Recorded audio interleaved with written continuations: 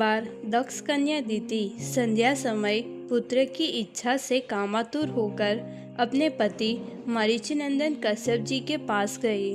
उस समय सूर्य अस्त हो रहा था और कश्यप जी यज्ञ अग्नि में आहुति देकर ध्यान में बैठे थे। दीति बोली, हे विद्वान, आपके कारण कामदेव मुझे ऐसे पीड़ा दे रहा है जैसे हाथी केले के वृक्ष को रौंद देता है।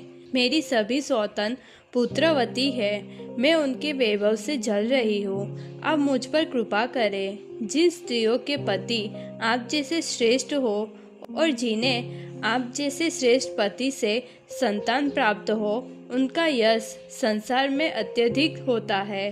पहले हमारे पिता दक्ष ने अपनी पुत्रियों के मन का भाव जानकर उनमें से जो शील और सदाचार का पालन करने वाली थी, जो आपके अनुरूप थी, ऐसी 13 पुत्रियां आपको ही दे दी। हे कमल नयन, अब मेरी कामना पूरी करें। महान पुरुषों के पास दुखी की प्रार्थना कभी व्यर्थ नहीं जाती। इस प्रकार विनती करती और काम से व्याकुल दीति को कश्यप जी ने शांत करने हेतु उत्तर दिया, हे भयभीत प्रिय, तुम जो चाहती हो वह मैं तुम्हारे लिए अवश्य करूँगा, क्योंकि जिसके द्वारा धर्म, अर्थ और काम इन तीनों पुरुषार्थों की सिद्धि होती है, उसकी इच्छा कौन पूरी नहीं करेगा। जो मनुष्य पत्नी सहित रहते हुए सभी कर्तव्यों को स्वीकार करता है, वह दुख रूपी समुद्र को उसी प्रकार पार कर जाता है जैसे जलयान से समुद्र पार किया जाता है। हे सुंदरी, पत्नी को पुरुष का आधा अंग कहा गया है। उसके सहारे पुरुष जीवन के कर्तव्य सहज निभाता है।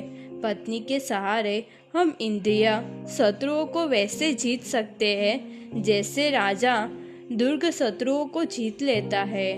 हे गृह स्वामिनी, हम तो पूर्ण आयु में भी तुम्हारा उपकारों का प्रतिदान नहीं कर सकते, फिर भी मैं तुम्हारी संतान इच्छा पूरी करूँगा, पर थोड़ी देर प्रतीक्षा करो ताकि दोष न लगे। यह अत्यंत भयानक संध्या काल है जिसमें भूत प्रेत घूमते हैं। इसी संध्या में भूतों के स्वामी भगवान शिव अपने गणों सहित वृषभ पर विचरण करते हैं। उनकी जटाएं स्मशान की धूल से भरी है, शरीर भस्म से ढका है और वे 3 नेत्रों से जगत को देखते हैं। उनके लिए ना कोई अपना है ना पराया, वे सबके प्रति संभाव रखते हैं। ब्रह्मा आदि देवता जिनके आदेश से कार्य करते हैं, जिनके कारण यह संपूर्ण विश्व और माया अस्तित्व में है, उसी सर्वव्यापक प्रभु की आज्ञा से यह पिशाच जैसी लीला हो रही है। हम तो क्या, ब्रह्मा आदि सभी देवता उन्हीं की बंधी हुई धर्म मर्यादा का पालन करते हैं। इस प्रकार जब पति ने बात समझाई, तब भी कामदेव से उद्विग्न इंद्रियों वाली वह स्त्री लज्जा खोकर दासी के समान ब्रह्मर्षि के वस्त्र को पकड़ बैठी। कश्यप जी ने अपनी पत्नी की इस अनुचित आग्रह को जानकर नियति को प्रणाम किया और उनकी इच्छा पूर्ण की। फिर उन्होंने जल स्नान करके प्राणों को संयमित कर और वाणी को वश में रखकर उस निष्कलंक सनातन ब्रह्म ज्योति का ध्यान करते हुए जप करने लगे। उस दोषपूर्ण कर्म से लज्जित होकर दीति मुंह झुकाकर ऋषि के पास गई और बोली, हे ब्राह्मण श्रेष्ठ, भूतों के स्वामी रुद्रदेव है। मैंने उनका अपराध किया है, परंतु वे मेरे गर्भ का नाश न करें। महान रुद्र को नमस्कार है, जो देव स्वरूप, प्रचंड, वरदाता, कल्याणमय है, जो करुणामय भी है और पापी को दंड देने वाले भी, तथा प्रतापी और क्रोध स्वरूप भी है। वह तेजस्वी भगवान मुझ पर कृपा करे। वे तो व्याध पर भी दया करते हैं, स्त्रियों पर तो अवश्य करेंगे। वे मेरे बहन सती के पति है, परम कृपालु है। वे मुझ पर प्रसन्न हो। अपने संतान की लोक में सफलता की कामना करती हुई और भय से थरथराती हुई पत्नी से ऋषि संध्या विधि समाप्त कर कहने लगे, तुम्हारी असंयमिता अनुचित समय, मेरे आदेश का उल्लंघन और देवताओं का अनादर, इन कारणों से दोष उत्पन्न हुआ है। हे दुर्भाग्यवती, तुम्हारे गर्भ से 2 अत्यंत क्रूर पुत्र जन्म लेंगे, जो अपने अत्याचार से तीनों लोगों को बार बार रुलाएंगे। वे निर्दोष प्राणियों की हत्या करेंगे, दीनों को सताएंगे और स्त्रियों पर अत्याचार करेंगे। इससे महात्मा क्रोधित होंगे। जब लोक पालन हेतु भगवान अवतार लेकर उन्हें वैसे ही मारेंगे जैसे इंद्र पर्वतों को काट डालता है। दीति बोली, हे प्रभु, मैं चाहती हूँ कि मेरे पुत्र भगवान के हाथों मारे जाए, ना कि किसी क्रुद्ध ब्राह्मण के शाप से। ब्राह्मण के शाप से दग्ध व्यक्ति को न स्वर्ग मिलता है न सुख। वह जहाँ जहाँ जन्म लेता है वहाँ भी दुख पाता है। कश्यप जी बोले, तुम्हारे पश्चाताप, भगवान के प्रति श्रद्धा और मेरे प्रति सम्मान के कारण तुम्हारे पुत्रों में से एक का पुत्र महान संतों द्वारा प्रशंसित होगा, जिसका यश भगवान के समान पवित्र होगा। संत जन अपने गुणों से जैसे सोने को चमकाते हैं, वैसे ही वह अपने आचरण से सबको निर्मल बनाएगा। जिसकी अनन्य भक्ति से स्वयं भगवान प्रसन्न होंगे, वह महान भक्त, महान आत्मा और श्रेष्ठ पुरुष होगा और अपनी भक्ति के प्रताप से वैकुंठ धाम प्राप्त करेगा। तुम्हारा वह पौत्र भगवान के निर्मल कमल नयन रूप का दर्शन करेगा, जिनके मुख पर चमकते कुंडल शोभते हैं। यह सुनकर दीति प्रसन्न हुई। जब उसने जाना कि उसके पुत्र कृष्ण द्वारा मारे जाएंगे, वह शांत चित्त रही।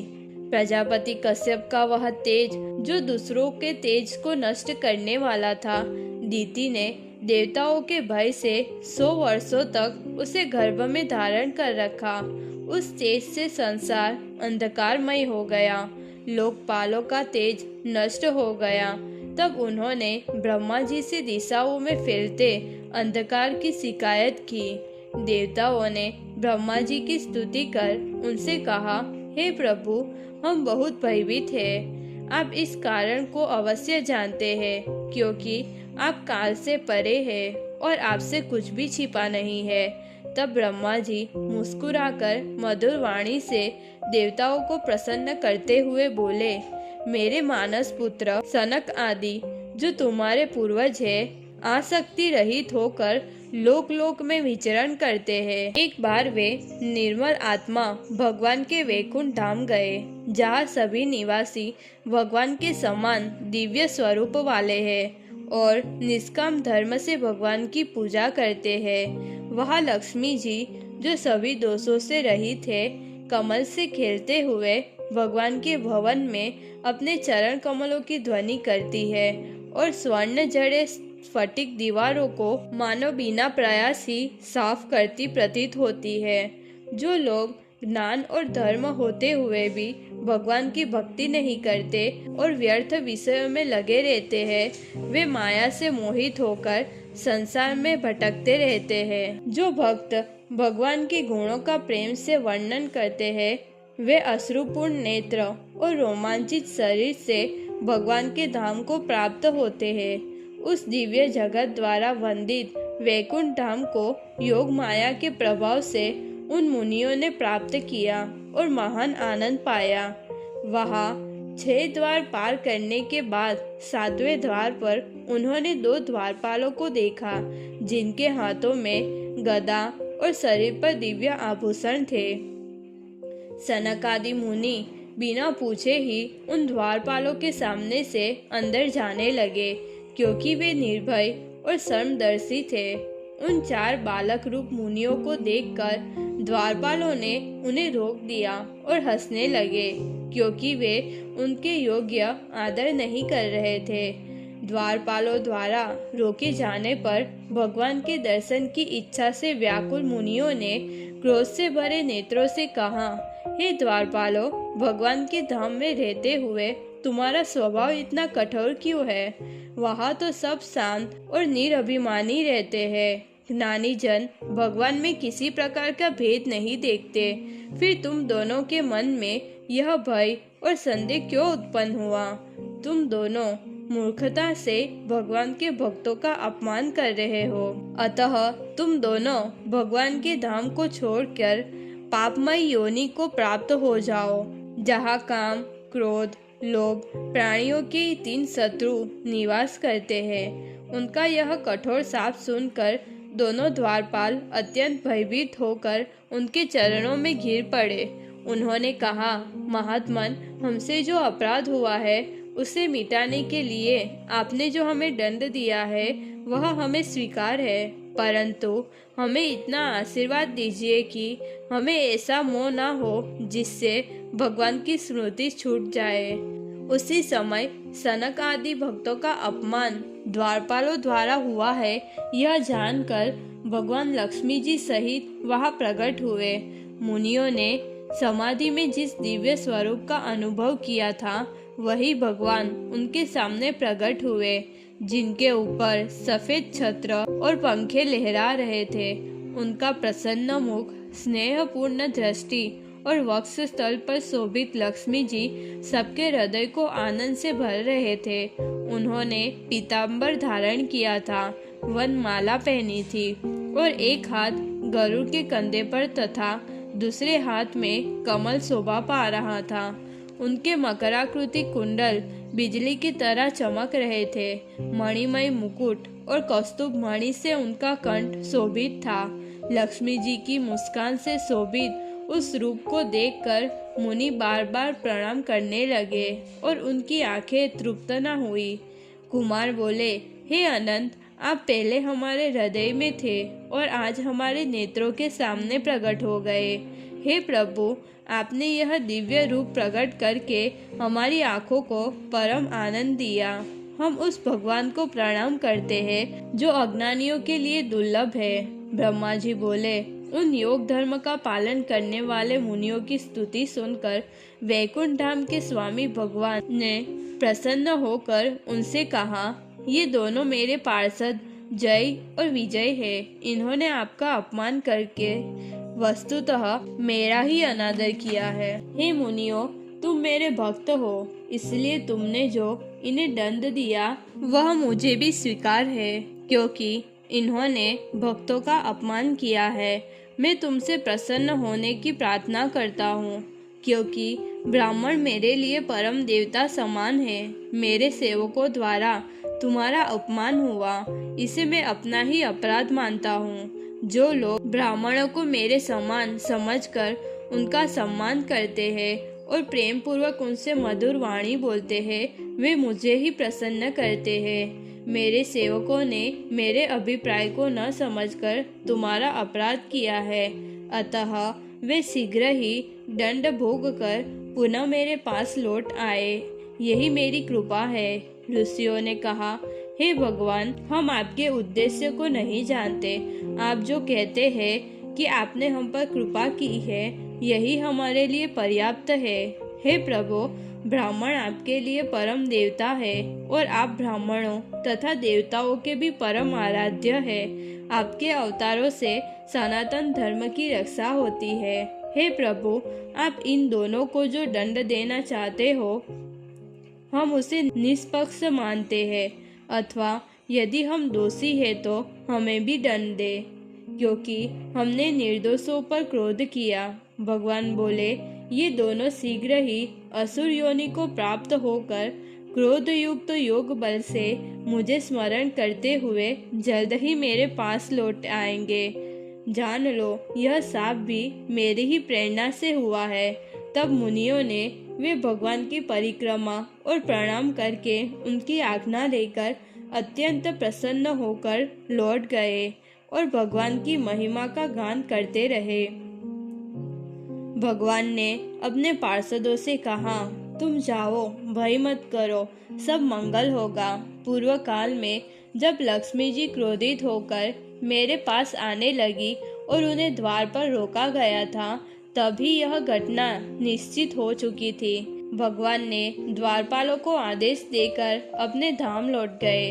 वे दोनों पार्षद ब्राह्मण के शाप से श्रीहीन और विनम्र होकर हरिधाम से गिर पड़े।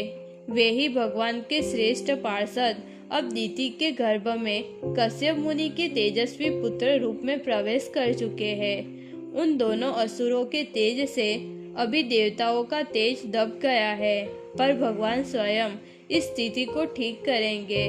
ब्रह्मा जी द्वारा कहे गए कारण को सुनकर देवता संदेह से मुक्त हो गए और सब स्वर्गलोक को लौट गए। दीति ने पति के आदेश से पुत्रों के विषय में चिंतित रहते हुए 100 वर्ष पूर्ण होने पर जुड़वा पुत्रों को जन्म दिया। उनके जन्म के समय आकाश, पृथ्वी और अंतरिक्ष में अनेक भयंकर अपशकुन प्रकट हुए, जो संसार के लिए अत्यंत भयंकारी थे। पर्वतों सहित पृथ्वी कांप उठी, दिशाएं जलने लगी, उल्काएं और बिजली गिरने लगी तथा भयानक धूमकेतु प्रकट हुए।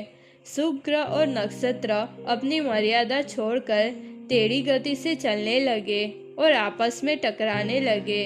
वे दोनों आदि दैत्य अपने पराक्रम को प्रकट करते हुए पत्थर के समान कठोर शरीर वाले होकर पर्वतों के समान बढ़ने लगे। प्रजापति कश्यप ने उन दोनों के नाम रखे। जो पहले उत्पन्न हुआ वह हिरण्यकशिपु कहलाया और जो बाद में जन्मा वह हिरण्याक्ष नाम से प्रसिद्ध हुआ। हिरण्यकशिपु ने अपनी भुजाओं के बल और ब्रह्मा से प्राप्त वरदान के कारण निर्भय होकर तीनों लोकों तथा अनेक अधिपतियों को अपने वश में कर लिया। उसका छोटा भाई हिरण्याक्ष उसे अत्यंत प्रिय था और प्रतिदिन उसे प्रसन्न करता था। वह गदा धारण कर युद्ध की इच्छा से स्वर्ग में शत्रु ढूंढने गया। विशाल गदा धारण किए और बल के अहंकार से भरे दैत्यों को देखकर देवता छिप गए। दैत्य राज ने अपने तेज से देवताओं सहित इंद्र को छिपते देखकर उन्हें न पाकर जोर से गर्जना करता हुआ मदोन्मत्त हाथी की तरह समुद्र में कूद पड़ा।